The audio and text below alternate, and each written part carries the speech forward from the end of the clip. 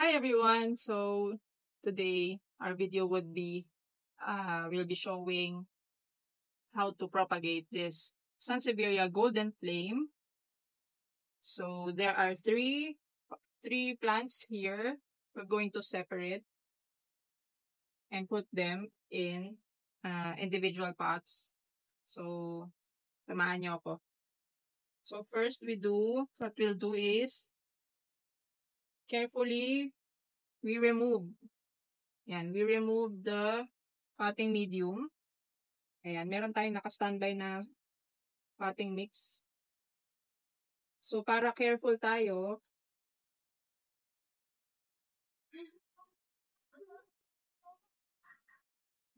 dito ko na lang ilalagay.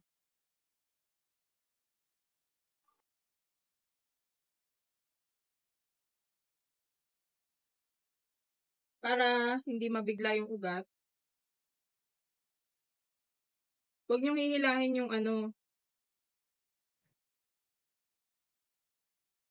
puno, baka mabalian ng mga roots.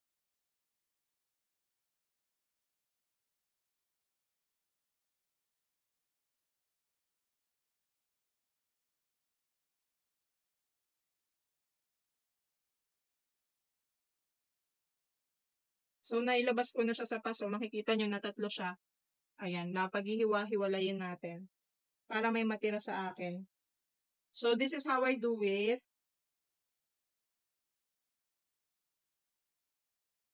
Ilalabas ko muna. Ayan, may nabali na ako.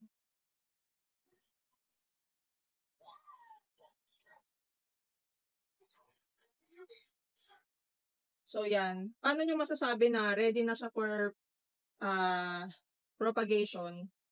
Una, mga 3 dahon na siya. Ayan, 3 dahon. Pangalawa, may roots na. So, hindi ko hinihiwalay kung wala pang mga roots. At yung madami na talaga. O, ito marami-rami na. Ayan, pwede na tong ihiwalay. So, pagkabali ko sa kanya, kapain niya yung dulo. Ayan, yung dulo na bulb. Doon niya siya isa-snap. Ayan. Tapos pag tinanim, huwag mo nang didiligan kasi fresh pa yung sugat niya. Ayan. Ito din, careful na baka mabali yung dahon sa bulb. So, kailangan pag i-separate mo, buo. Careful lang ha.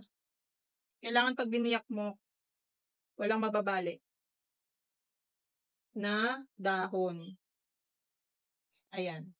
See? Sa bulb natin na break, hindi sa stem niya. Ayan. So, ito, meron na tayong 3 golden flame na pinaghiwa-hiwalay. So, ito, itatanim natin sa dito. Magre-recycle lang ako ng lumang paso. So, I make sure na hindi. Well draining ito. May mga bato-bato ba dyan natira? Bato-bato.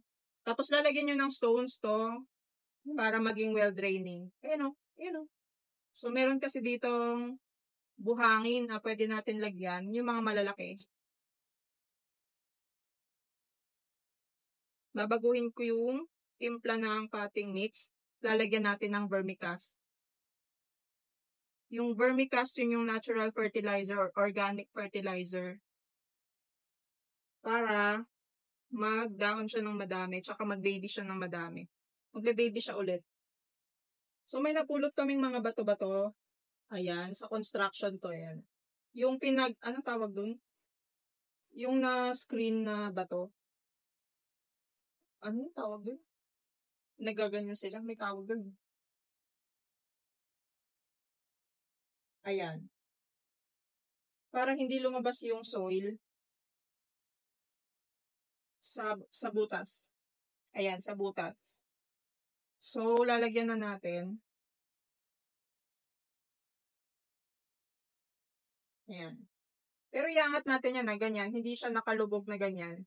So, dapat nakaganyan siya na nakaangat. Lagyan ko muna ng lupa.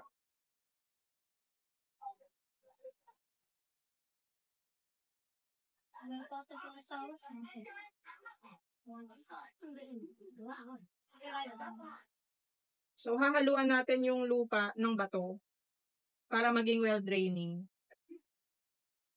Ayan. Ile-layer ko na yung soil and pumice stones.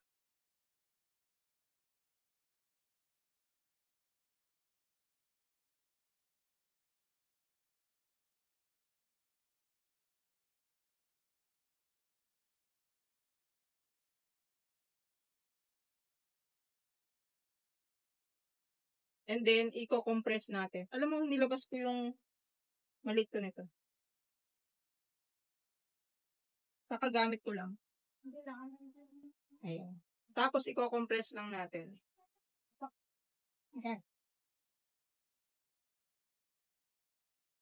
O, diba? Madami pa siyang space pag na-push yung lupa. Kailangan, si Sansevieria gusto niya, compact yung kanyang medium. Ayaw niya ng buhaghag. Gusto niya siksik. Kaya, itutulak natin.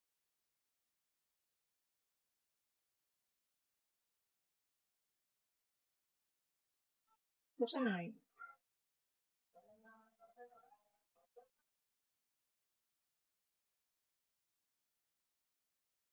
And then, this is vermicast. Yan. Lalagyan natin sa ibabaw.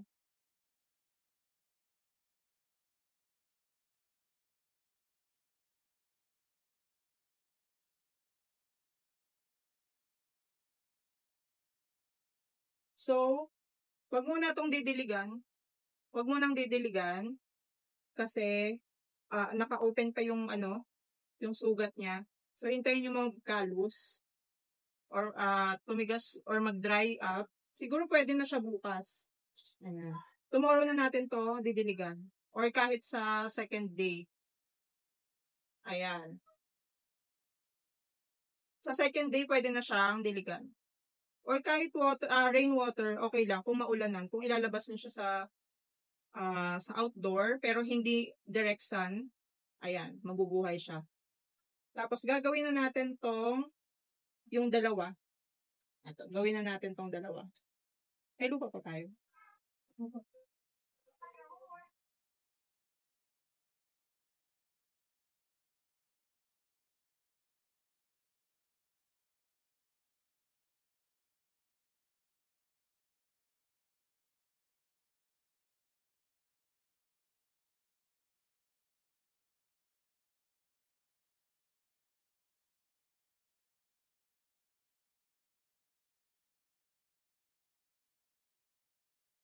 Ayan.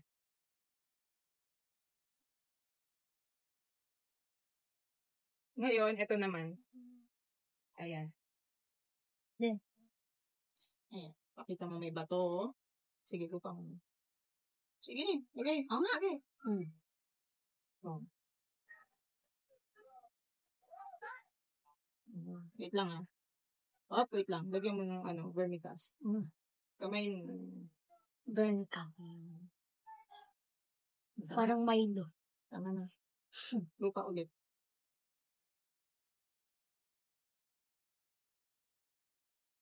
Okay. Na.